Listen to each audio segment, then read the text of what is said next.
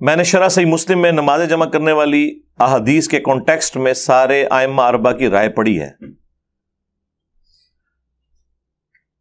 جو جمع کے قائل ہیں وہ بھی کچھ شرائط بتاتے ہیں، لیکن آپ یہ فہم بیان کرتے ہیں کہ کسی بھی شرط کے بغیر جمع ہو سکتی ہیں، اور آپ یہ بھی کہتے ہیں کہ میرا کوئی موقف بھی ایسا نہیں جو پہلے نہ رہا ہو. تو برائے مہربانی اہل سنت میں ان ائمہ کا بتائیں جو آپ والا موقف رکھتے ہوں. جی میرے والا جو موقف رکھتے ہیں وہ امام ہے امام عبداللہ ابن عباس رضی اللہ تعالی عنہ علیہ السلام. اگر ان سے بڑا کوئی امام ہے تو لے آئیں، اور ٹائم قیامت تک ہے. امام آپ نے شروع کرنے ہوتے ہیں 150-200 سال بعد. پہلے کسی امام کو نہیں آپ نے ماننا. بعد میں آپ ذہن میں رکھیے گا کہ جب کبھی بھی اس طرح کا ایشو ڈسکس ہوتا ہے تو آپ نے یہ بھی ذہن میں رکھنا ہے کہ سنی اور شیعہ اختلاف یا فساد ہو چکا ہوا ہے، اور تب یہ سارے ایشو سامنے آ رہے ہیں. میرا دعویٰ تو پھر بھی ختم نہیں ہوگا. اس کی وجہ یہ ہے کہ میں نے یہ دعویٰ کیا تھا کہ اس پلیٹ فارم پہ کوئی ایک عقیدہ بھی ایسا نہیں ہے جو امت کا پہلے نہ ہو. تو مجھے بتائیں دنیا میں 15 سے 20% جو اہل تشیع ہیں، کیا وہ یہ مانتے ہیں جو آپ کہہ رہی ہیں ائمہ اربعہ کی رائے کو؟ یہ تو سنیوں کے اماموں کی رائے آپ نے پیش کی ہے نا. تو شیعہ تو سارے وہی موقف رکھتے ہیں جو میں نے رکھا ہے. تو میں تو اپنی دلیل میں ابھی بھی قائم ہوں. امت کی بات کی ہے نا. امت میں آپ کے تو 4 فرقے نہیں نا داخل صرف. اور میں نے جب یہ بات کی تھی اس میں نے یہ بات کلیئر کی تھی کہ میری بعض باتیں ایسی ہیں جسے شیعہ صحیح سمجھتے ہوں گے، سنی غلط سمجھتے ہوں گے، اور بعض باتیں ایسی ہیں جنہیں سنی صحیح سمجھتے ہوں گے اور شیعہ غلط سمجھتے ہوں گے. اور پھر سنیوں میں بھی بعض باتیں ایسی ہیں جو اہل حدیث صحیح سمجھتے ہوں گے، دیوبند بریلوی غلط سمجھتے ہوں گے، اور بعض باتیں ایسی ہیں جسے دیوبند اور بریلوی صحیح سمجھتے ہوں گے اور اہل حدیث غلط سمجھتے ہوں گے. تو میرا دعویٰ کہاں سے ختم ہوا ہے؟ میرا تو کبھی یہ دعویٰ ہی نہیں ہے کہ صرف سنی فرقے کے اندر جو باتیں آئی ہوئی ہیں ہم اسے مانتے ہیں. ویسے تو میں نے کلیئر کر دیا. اگر آپ یہ سمجھتے ہیں کہ عبداللہ ابن عباس شیعہ تھے، وہ سنی نہیں تھے، تو پھر تو اپنی قسمت نو رو. تو ہماری تو دلیل ہے امام عبداللہ ابن عباس. انہی احادیث میں آپ صحیح مسلم کی 1628 سے لے کے 1637 تک یہ مسلسل 10 احادیث ہیں. جب عبداللہ ابن عباس واعظ و نصیحت کر رہے تھے اور تھوڑی دیر بعد ایک سنی کھڑا ہو جاتا تھا کہ حضرت نماز کا ٹائم ہو گیا، تو پہلے تو عبداللہ ابن عباس نے اسے اگنور کیا. انہوں نے کہا ٹھیک ہے بیٹھ جا، نماز پڑھنی ہے میں نے بھی. وہ دوبارہ جب کھڑا ہوا تو انہوں نے کہا تیری ماں تجھے روئے. یہ عرب کا محاورہ تھا، یعنی ماں کب روتی ہے؟ جب بندہ گم جائے یا مر جائے. تو یہ فزیکلی کو مرنے کی بدوا نہیں دی انہوں نے، یعنی ایک محاورہ تھا جسے ہم کہتے ہیں تیرا بیڑا ترے تیرا بیڑا غرق. تو وہ یہ تو نہیں کہتے کہ ہم واقعی غرق کرنا چاہ رہے ہوتے ہیں. اور یہ محاورے نبی اسلام بھی استعمال کرتے تھے. ایک تو محاورہ بہت استعمال ہوتا تھا، وہی حق. اب یہ آپ کو عمر سیریز میں بھی جگہ جگہ نظر آئے گا، وہی حق، ہلاک ہو جا تو. اب وہ فزیکلی تو نہیں یہ بات کر رہے ہوتے تھے، ایک محاورتاً بات. تو انہوں نے فرمایا کہ تو مجھے سننا سکھائے گا. اچھا اب یہ بات ہم کر دیں تو کہتے ہیں یہ تکبر کا جملہ ہے. عبداللہ ابن عباس نے کہا کہ تو مجھے سننا سکھائے گا. انہوں نے کسی نے ان کے اوپر تکبر کا فتویٰ نہیں لگایا. پھر انہوں نے فرمایا کہ نبی صلی اللہ علیہ وآلہ وسلم نے بغیر خوف کے، بغیر بارش کے، مدینہ شریف میں یعنی بغیر سفر کے، تینوں عذر اڑا دیے. انہوں نے 3 ہی عذر ہو سکتے ہیں نا. خوف میں جان کا خوف، بیماری کا خوف، یہ سارے خوف ہی ہیں نا. دشمن کا خوف.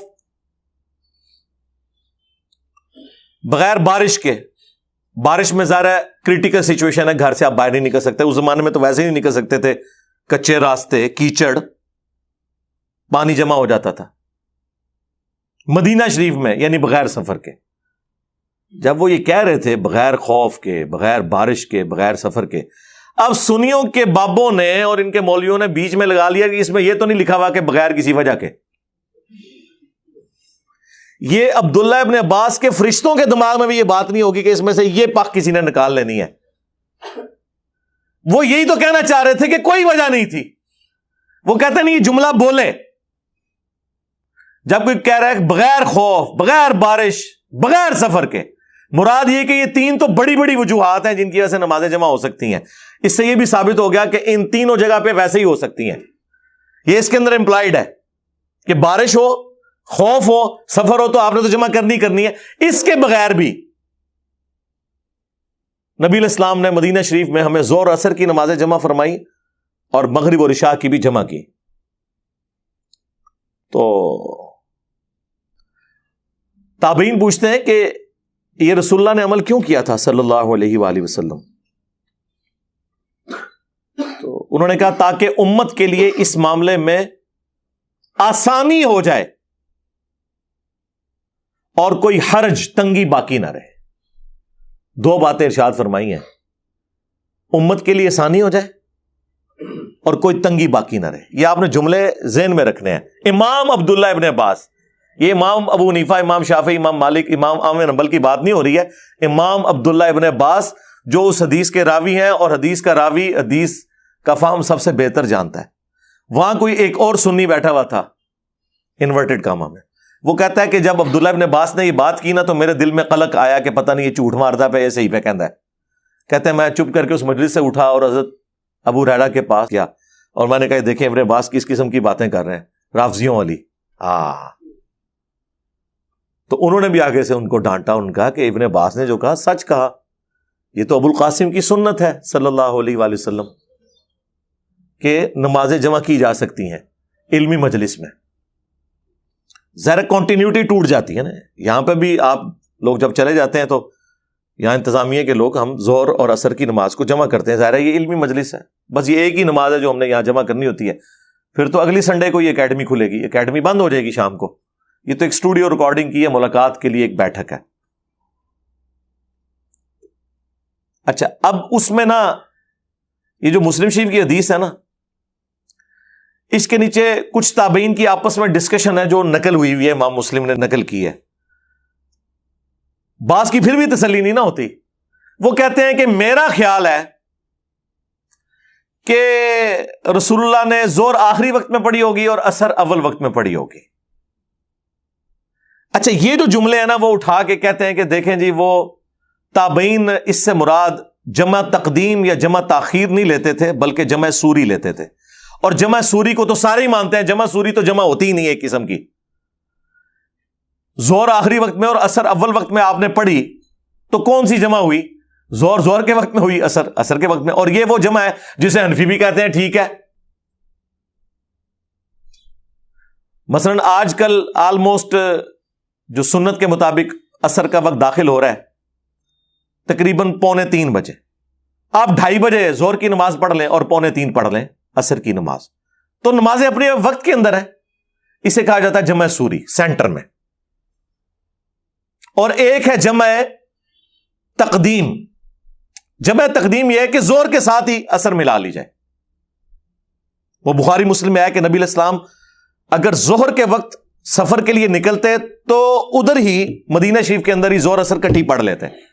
تو کیا مطلب ہے کہ ابھی عصر کا وقت تو ابھی شروع ہی نہیں ہوا، تو جمع تقدیم ہو گئی. یہ واضح حدیثیں ہیں بخاری مسلم کی، انفی نہیں مانتے اس کو. اس میں لکھا ہوا ہے کہ اگر ظہر کا وقت شروع ہو چکا ہوتا تو آپ عصر بھی ساتھ ہی پڑھ کے نکلتے. آپ انفیوں کی تو موت ہوگی نا اس حدیث کی وجہ سے، کیونکہ یہاں تو جمع سوری ہوئی نہیں ہے، ظہر کا وقت داخل ہوا ہے. اس کے آگے لکھا ہوا ہے پھر کہ اگر آپ ظہر کا وقت داخل ہونے سے پہلے نکلتے پھر عصر کے وقت میں جا کے دونوں نمازیں جمع کرتے تاکہ زیادہ ٹریولنگ ہو جائے. لاجیکل ہے. تو بالکل واضح حدیث ہے بخاری مسلم میں. تو مجھے بتائیں کیا حنفیوں نے یہ سفر والی حدیثیں مان لی نہیں ہے نمازیں جمع کرنے والی؟ وہ تو سفر میں ماننے کے لیے تیار نہیں ہے. وہ صرف کہتے ہیں جی حاج و عمرے والا ہم مانتے ہیں. عمرہ بھی نہیں، حاجی جو میدان عرفات میں ظہر عصر جمع ہوتی ہے اور مزدلفہ کے اندر مغرب اور عشاء جمع ہوتی ہے، اس کو وہ بھی مانتے ہیں کہ چاہے وہ کھلی چھٹی ہے جتنی دیر مرضی ظہر کا وقت سے لے کے مغرب کا وقت ہونے تک اور وہاں مغرب سے لے کر فجر کا وقت داخل ہونے تک کسی بھی وقت وہ نمازیں جمع ہو سکتی ہیں. اس کے علاوہ وہ نہیں مانتے اور کہتے ہیں یہ حج کی خصوصیت ہے. تو سرکار یہ اگر حج کی خصوصیت ہے تو آپ جو لوگوں کو یہ کہانی کرواتے ہیں کہ قرآن میں یہ آیت ہے ان الصلاۃ کانت علی المؤمنین کتابا موقوتا، بے شک نماز مومنین پر وقت باندھا ہوا فرض ہے. تو یہ حج کے موقع پہ تو آپ بھی قرآن کی مخالفت کر رہے ہیں. جو آپ نے تشریح کی ہے، ہمارے نزدیک تو آپ کی تشریح فراڈ ہے، وہ ثابت کریں گے. قرآن میں تو سورہ بنی اسرائیل میں نماز کے اوقات ہی 3 آئے ہوئے ہیں. پہلے آپ قرآن سے 5 نمازیں تو ثابت کریں. قرآن تو نمازوں کی ٹائمنگ 3 بتاتا ہے. فجر، دن کی نماز اور رات کی نماز. فجر الگ ہے، دن کی نماز کون کون سی ہے؟ ظہر اور عصر. اور رات کی نمازیں مغرب اور عشاء، کیونکہ غروب آفتاب کے بعد رات شروع ہو جاتی ہے. تو سرکار قرآن میں اگر یہ لکھا ہے کہ مومنین پر وقت باندھا ہوا فرض ہے نماز، تو قرآن تو نماز کے 3 اوقات بتا رہا ہے، تو آپ 5 نمازیں کیوں پڑھتے ہیں؟ اب وہ جی بخاری مسلم میں آئی ہیں. ہاں 5 نمازیں بخاری مسلم میں آ جائیں الگ الگ اوقات میں، جو ہمارے نزدیک بھی افضل یہی ہے. ہم بھی الگ الگ ہی پڑھتے ہیں، کبھی جمع بھی کر لیتے ہیں. اور بخاری مسلم میں جو سفر میں جمع کرنے کی حدیثیں ہیں وہ آپ نہ مانیں. افتؤمنون ببعض الکتاب وتکفرون ببعض، کتاب کے کچھ حصے کو مانتے ہو اور کچھ کا کفر کرتے ہو. پھر ذلت بھی کاٹنی پڑے گی نا اس شخص کے ہاتھوں جو نعرہ لگاتا ہے کہ میرے نبی سا ہے ہی کوئی نہیں، تیرے بابے تے شے ہی کوئی نہیں. ذلیل ہو گئے نا اس کے ہاتھوں. پھر تم بھئی کدھر کھڑے ہو گئے؟ کسی گراؤنڈ پہ ہی نہیں کھڑے ہوئے. اس لیے میں کہتا ہوں کہ ہمارا مقدمہ آپ گورے کی عدالت میں لے جائیں نا، دوسری پیشی نہیں پڑے گی، پہلی پیشی میں ہی سارے فارغ ہو جائیں گے. کیونکہ وہ کہیں گے یار اگر تم ان کتابوں کو مان رہے ہو تو کون سا دین لے کے چل رہے ہو؟ جب نمازیں جمع کرتے ہیں تو آیت پیش کرتے ہیں ان الصلاۃ کانت علی المؤمنین کتابا موقوتا. ہم کہتے ہیں رکو ذرا، صبر کرو، پھر قرآن سے ہی پوچھ لو کہ نمازوں کے اوقات کتنے ہیں. قرآن تو کہہ رہا ہے 3، 5 تو کہہ ہی نہیں رہا. پھر پھنس جاتے ہیں، پھر حدیثوں میں بنا لیتے ہیں آ کے. جب حدیثوں میں آؤ گے تو بھائی کتاب موقوتا کا مطلب ہے کہ وہ شخص اس کو بتائے گا کہ نمازوں کا ٹائم کون سا ہے، کہ جس کی قبر مدینے میں ہے صلی اللہ علیہ وآلہ وسلم، جس پہ شریعت نازل ہوئی ہے. کیونکہ حج کے موقع پر کتاب موقوتا کدھر چلا گیا تمہارا؟ وہ کہتے ہیں نہیں رسول اللہ نے تعلیم فرمایا. اچھا رسول اللہ نے قرآن کے خلاف تعلیم فرما دیا؟ نہیں، وہ کہتے ہیں وہ جنرل رول ہے، ایکسیپشنز آر آلویز دیر. ہاں آئے ہو نا داڑ تلے ہوں، ہاں ایس داڑ تلے. تو یہ ایکسیپشنز ہی ہوتی ہیں سفر میں، خوف میں، بارش میں، اور مجبوری میں، اور ایون بغیر مجبوری کے بھی. ویسے تو بغیر مجبوری کے تو دنیا میں کرتا بھی نہیں ہے، کوئی نہ کوئی وجہ ہوتی ہے نا. کسی نے کسی شادی میں جانا ہوتا ہے، کسی نے کوئی میٹنگ اٹینڈ کرنی ہوتی ہے، تبھی وہ جمع کرتا ہے نا. کوئی تھکا ہوا ہوتا ہے، کسی کو پتا ہوتا ہے بعد میں مجھ سے ٹائم مینج نہیں ہوگا، چلو میں ابھی پڑھ لوں. تو کسی نہ کسی درجے میں تو ہوتا ہی ہے. تو یہ بھی آپ کی بات غلط ہے، مجبوری تو ہوتی ہے. نہ بھی ہو تب بھی آپ کیسے حکم لگائیں گے؟ تو وہ تابعین کی ڈسکشن لے کے آتے ہیں. جی تابعین کہہ رہے تھے ہو سکتا ہے کہ وہ رسول اللہ نے ظہر آخری وقت میں اور عصر اول وقت میں پڑھی ہو. یہ سرکار یہ جو تابعین بیان کر رہے ہیں وہ اپنی رائے بیان کر رہے ہیں. عبداللہ ابن عباس نے تو سیدھا فرمایا کہ رسول اللہ نے ایسے اس لیے کیا تاکہ امت کے لیے تنگی باقی نہ رہے اور آسانی ہو جائے، کوئی حرج باقی نہ رہے. یہ آسانی کا لفظ جو ہے نا بتا رہا ہے کہ نبی علیہ السلام نے کوئی سٹاپ واچ آن نہیں کی ہوئی تھی کہ بس 10 منٹ رہ گئے جو ٹائم داخل ہونے والا ہے، جلدی جلدی وضو کر لو پھر نمازاں جمع کریے. تو یہ کون سی آسانی ہے؟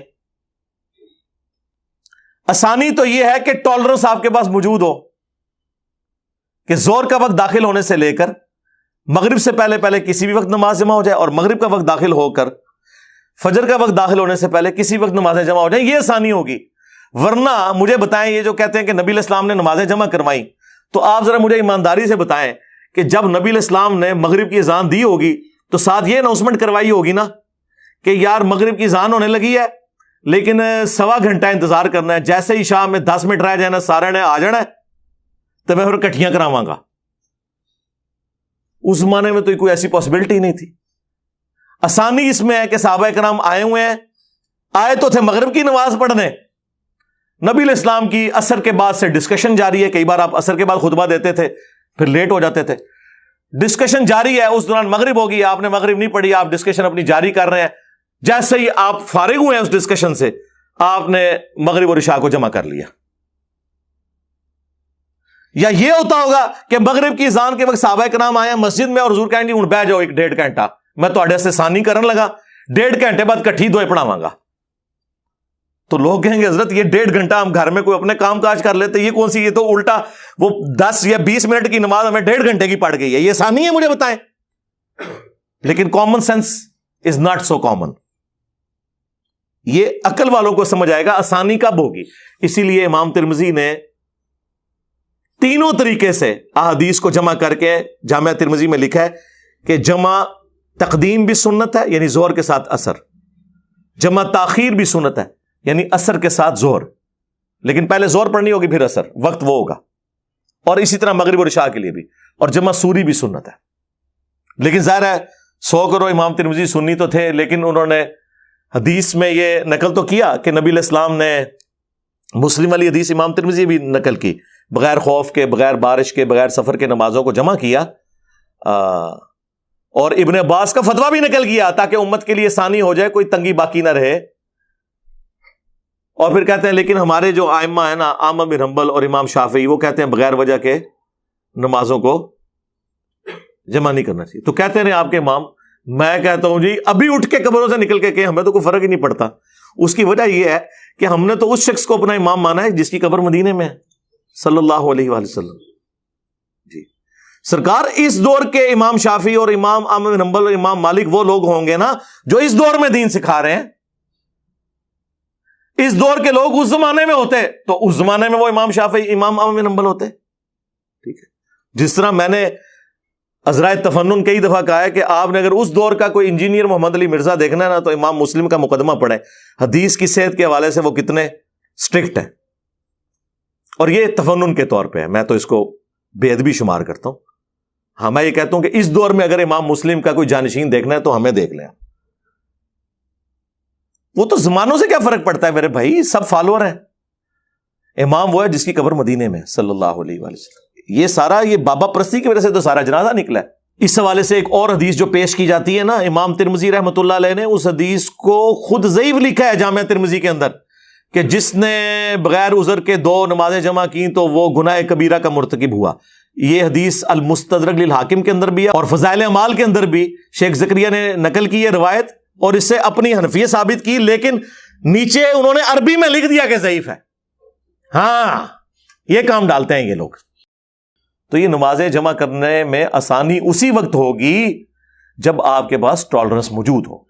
لہذا سفر میں کرنی ہے یا حضر میں کرنی ہے, بارش میں کرنی ہے یا خوف میں کرنی ہے, کسی وجہ سے کرنی ہے یا بغیر وجہ کے کرنی ہے, نمازیں بہرحال 5 ہی رہیں گی, البتہ وہ جمع ہو جائیں گی. اہل تشیع نے اپنی روٹین بنائی ہوئی ہے نمازیں جمع کرنے کی. ان کی فقہ میں بھی لکھا ہوا ہے کہ نمازیں ہمیشہ جمع کرنا یہ افضل نہیں ہے. رسول اللہ کا عمومی عمل کیا ہے, 5 نمازیں الگ وقت میں پڑھنا. ہم جواد نقوی صاحب حافظہ اللہ تعالیٰ کو جب ملنے گئے عروۃ الوثقیٰ کے اندر, میں نے زور اثر کٹھی جمع کی مسجد کے اندر, وہ زور پڑھ کے باہر نکل آئے اور انتظار کر رہے تھے میرا, اور میں سمجھا شاید ہماری وجہ سے انہوں نے کیا ہے کہ چلو مجھے سنی ملنے آئے ہیں تو میں نمازیں الگ پڑھوں. تو ان کے ساتھی بتانے لگے نہیں یہ اثر جو ہے نا وہ بعد میں پڑھتے ہیں, یہ نمازیں الگ وقت میں پڑھتے ہیں, یہ جمع نہیں کرتے ادھر. وہ کہتے ہیں میرے لیے کون سا مسئلہ ہے, میں تو بعد میں پڑھ سکتا ہوں نا, چلو بچوں کی تعلیم کا حرج ہوتا ہے اور انہوں نے روٹین میں جمع کی ہوئی ہے. اور اہل سنت کے ہاں بھی افضل نمازوں کو الگ اوقات میں پڑھنا ہے, جواز یہاں پہ بھی موجود ہے.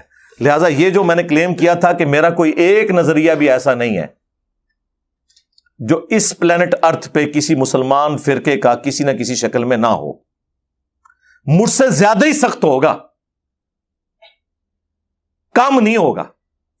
مثلا حضرت معاویہ کے بارے میں جو میرا موقف ہے رضی اللہ تعالیٰ عنہ, ہم تو احترام سے نام لیتے ہیں, یہ اہل سنت میں تو آپ کو مختلف شکل میں, امام عبدالرزاق کی شکل میں, امام حاکم کی شکل میں, امام نسائی کی شکل میں, امام شافعی کی شکل میں تو نظر آئے گا, لیکن ورسٹ فارم میں شیعہ کے ہاں نظر آئے گا. وہ تو بہت آگے چلے جاتے ہیں. لیکن آپ یہ نہیں کہہ سکتے کہ میں نے کوئی ایسا نظریہ اڈاپٹ کیا ہوا ہے جو کسی کا نہیں ہے. تو نمازیں جمع کرنے میں بھی اہل تشیع ایک بہت ہارڈ لائن لے گئے. پریکٹیکلی عوام ان کی فقہ میں تو ان کے ہاں بھی ہے کہ نمازیں 5 اوقات میں الگ پڑھنی چاہیے, لیکن ضد آ گئی نا جب سنیوں نے کہا کہ نمازیں جمع کرنا حرام ہے, انہوں نے کہا پھر ٹھیک ہے آ جاؤ میدان وچ, اسی اس مردہ سنت نو زندہ کریں گے. جس طرح یہاں پہ اہل حدیث چوتھے دن اونٹ قربان کر کے کہتے ہیں مردہ سنت زندہ کر رہے ہیں، حالانکہ وہ روایتی کمزور ہے. ہاں، پگڑی کی مردہ سنت کوئی نہیں زندہ کر رہا، اسے مردہ کرنے میں سب سے بڑا ہاتھ ہی اہل حدیث کا ہے. ٹوپی کی سنت کو مردہ ہے، ٹوپی اور پگڑی کی سنت کے قاتل جو ہیں وہ اہل حدیث ہیں، اس لیے اس مردہ سنت کو کبھی وہ زندہ نہیں کریں گے. اپنی مرضی کی سنتیں زندہ کی ہوئی ہیں سب نے. تو پھر شیعہ نے بھی یہی کیا، انہوں نے کہا ٹھیک ہے یہ نہیں قائل، ہم کریں گے زبردستی. اور دوسری طرف ہارڈ لائن لے لی سنیوں نے، انہوں نے کہا کہ نہیں ہم تو کہیں گے حرام ہے. ہاں، اہل حدیث کو میں کریڈٹ دیتا ہوں کہ انہوں نے تھنک آؤٹ آف باکس کیا ہے، جرأت دکھائی ہے کہ انہوں نے اس چیز کو مانا کہ نمازیں جمع ہو سکتی ہیں. لیکن جب سے یہ ہماری ویڈیوز آئی ہیں اب وہ بھی بیک فوٹ میں. اب ہمارے محلے میں جو اہل حدیث کی مسجد ہے، بارش کا اولے بھی پڑھ رہے ہیں وہ نمازیں نہیں جمع کرواتے. پہلے ہلکا سا بادل بھی آ جائے تو نمازیں جمع کر لیتے تھے، ضد میں آئے ہوئے ہیں. تو مجھے کیا فرق پڑتا ہے، ہم اپنے دو بھائی سائڈ پہ لے کے اپنی نماز جمع کر لیتے ہیں، ہمیں کیا فرق پڑتا ہے. ضد اور ہٹ درمی، اور خود سارے یہ نفع اٹھاتے ہیں. طارق جمیل صاحب حافظہ اللہ تعالی، ان کے ڈرائیور نے خود بتایا کہ مولانا کے ساتھ جب ہم سفر میں ہوتے ہیں تو مولانا تو نمازیں ہمیشہ جمع ہی کرتے ہیں. دیکھ لیں. لیکن مولانا سے اگر ہم کہیں کہ آپ ذرا اس کا علم اٹھائیں تو ان کے لیے مشکل ہو جائے گی. ایک بہت بڑے اہل حدیث عالم جن کے وہ لال رومال والے بھائی جو ہیں وہ سعودیہ میں ہیں، ان کا ایک بڑا بھائی جو ہے نا وہ G11 میں اس کی مسجد ہے، میرا آفس اس کے پاس ہی تھا. اور یہ میں کوئی 2008-9 کی بات کر رہا ہوں آلموسٹ، یعنی آج 20 نومبر 2022 ہے، تو آپ سمجھ لیں آلموسٹ یہ 14 سال پرانی بات ہے. اس وقت مجھے کتنے لوگ جانتے ہوں گے، میری ابھی شیخ زبیر صاحب سے ہی صرف ملاقات ہوئی تھی، اور ابھی میں نیا اہل حدیث کی طرف گیا تھا، تحقیق کر رہا تھا. تو ظاہر ہے مجھے تو کوئی جانتا نہیں تھا، ویڈیو تو میری کوئی ہے ہی نہیں تھی یوٹیوب کے اوپر. ویڈیوز تو آئی ہیں 2009 کے اندر 1-2، باقی 2010 سے شروع ہوئی ہیں پراپر. تو میں انہیں ملنے کے لیے گیا، مغرب کی نماز کے بعد میں ان کے قریب ہوا. مجھے پتا چلا کہ یہ چند بڑے علماء میں سے ہیں نا اہل حدیث کے. میں نام نہیں لیتا پھر وہ پرسنل ہو جائے گا، سب کو پتا ہی ہے، اہل حدیث کو تو پتا چل جائے گا کہ کس کا میں نام لے رہا ہوں. تو وہ گپ شپ شروع ہوئی تو میں نے ان سے ویسے، جو نیا بندہ تحقیق میں ہوتا ہے اسے ویسے ہی چسکا لینے میں مزہ آتا ہے اس طرح کے. تو میں نے کہا جی اب ظاہر ہے میرا تو وہ ریکارڈ انہوں نے کرنا ہی تھا، ظاہر ہے ایک اٹامک انرجی کا آفیسر ہے، انجینئر ہے، تو وہ کوئی عام بندے سے تو بات نہیں کر رہے. میں اپنے دوستوں کے ساتھ گیا ہوا تھا. تو میں نے کہا جی یہ نمازیں جمع کرتے ہیں یہ تو حرام ہے، یہ تو رافضیوں کا طریقہ ہے. میں نے کہا سر مسلم میں 10 حدیثیں ہیں. اچھا، ان کو یہ پتا چل گیا کہ اسے پتا ہے کہ مسلم میں 10 حدیثیں ہیں، تو اب ایک سٹیپ میں نے پیچھے آنا ہے. پھر انہوں نے کہا ہاں وہ مسلم میں ہے، اس میں سفر میں تو آپ کر سکتے ہیں. میں نے عام حالت میں حرام کی بات کی تھی. میں نے کہا ہاں مجھے پتا ہے کہ اہل حدیث سفر میں کرتے ہیں، اور بارش میں بھی، ہاں کہتے ہیں ہم بارش میں بھی کراتے ہیں ہم جمع. تو میں نے کہا اس میں تو واضح ہے کہ بغیر سفر کے، بغیر خوف کے، بغیر بارش کے. کہتے نہیں جی اس میں یہ تو نہیں ہے نا کہ بغیر مجبوری کے، کوئی نہ کوئی مجبوری تو ہوتی ہوگی. میں نے کہا چلیں اس کو ہی آپ پروموٹ کریں، مطلب آپ لوگوں کو کبھی بارش اور سفر کے بغیر بھی نماز جمع کروا دیا کریں کہ بھئی یہ بھی ایک سنت ہے. تو پھر انہوں نے ادھر ادھر دیکھا، مجھے کہتے ہیں میں تو کر لیتا ہوں تو جمع. خود سارے یہ فائدے اٹھا رہے ہیں. میں آپ کو بتاؤں، لوگ تو کہتے ہیں نا علم دین حاصل کریں آپ مشکل میں پڑ جائیں گے. میں آپ کو قسم اٹھا کے کہتا ہوں کہ اگر آپ کو علم دین ہے نا، آپ دین کو آسانی سے پریکٹس کر سکتے ہیں. دین بالکل ہلکا ہے.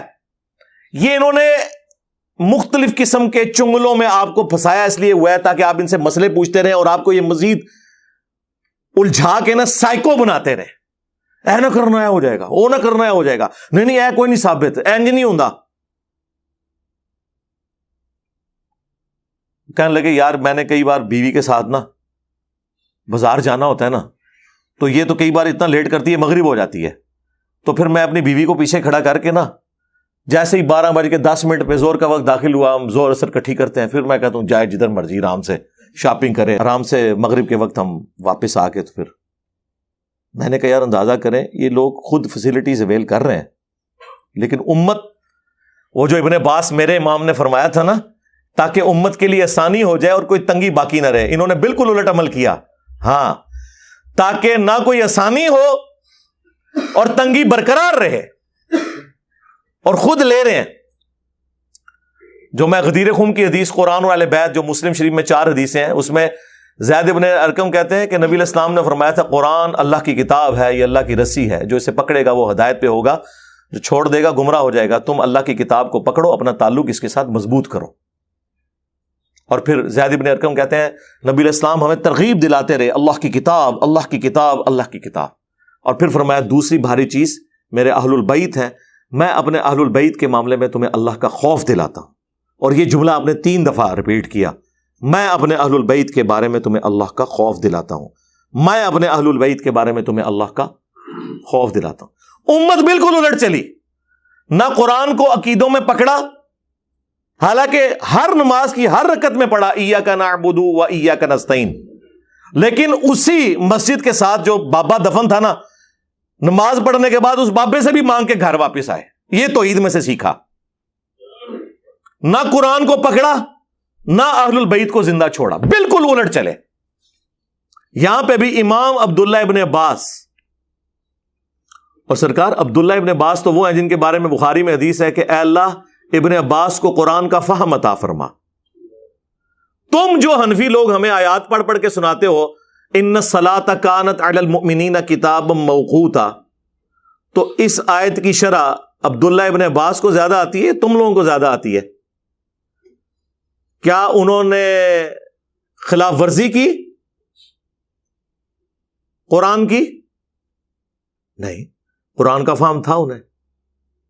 وہ تو ہم نے اب آپ کو بتایا نا کہ قرآن میں تو نماز کے پھر 3 اوقات ہیں سورہ بنی اسرائیل میں. ہاں، تو پھر تو آپ کو 3 اوقات میں 5 نمازیں پڑھنی چاہیے. اور یہاں پروپیگنڈا کیا ہوا ہے جناب شیعہ 3 نمازیں پڑھتے ہیں.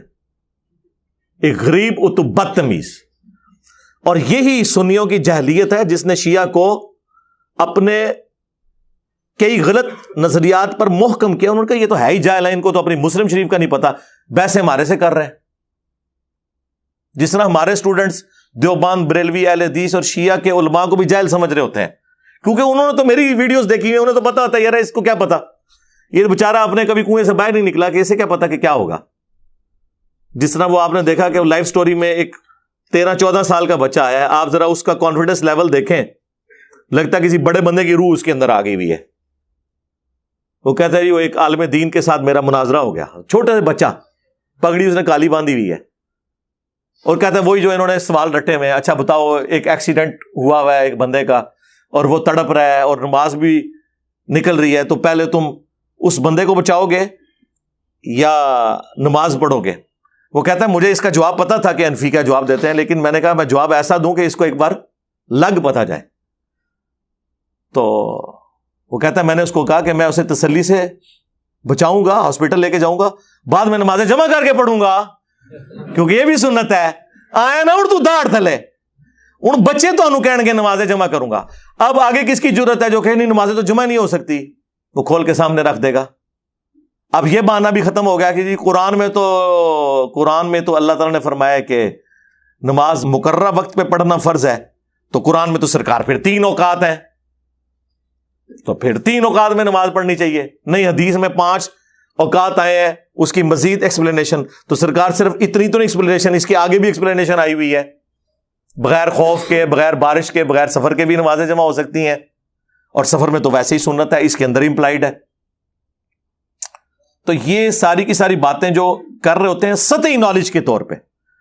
میں آپ کو وثوق سے کہتا ہوں آپ ہماری گفتگو سنیں، ہم اپنی گفتگو میں مخالفین کے بھی سارے دلائل ایمانداری سے خود بیان کرتے ہیں، اور پھر یہ بھی بتاتے ہیں کہ انہوں نے ڈنڈی کہاں ماری، یا ان کے بڑوں نے کون سی ڈنڈی مار کے ان کے سر کے اوپر ایک ڈنڈا رکھا ہوا ہے جس کی وجہ سے یہ قرآن و سنت نہیں مان رہے. تو آپ کے اندر سے ایک دن پھر آواز نکلے گی کہ مرنے سے پہلے اے مسلمان کر لیں اس پہ غور، کتابوں کا خدا اور ہے، بابوں کا خدا اور. بابے بھی اسی خدا کو مانتے تھے، لیکن تعلیمات انہوں نے اپنی دی ہیں، کتابوں والی نہیں دی ہیں. کتابوں کا نبی اور ہے، بابوں کا نبی اور، کتابوں کا دین اور ہے، بابوں کا دین اور۔ صلو علی محمد وآل محمد، اللہم صلی علی محمد وعلی آل محمد واصحاب محمد وازواج محمد وامت محمد اجمعین الی یوم الدین، آمین۔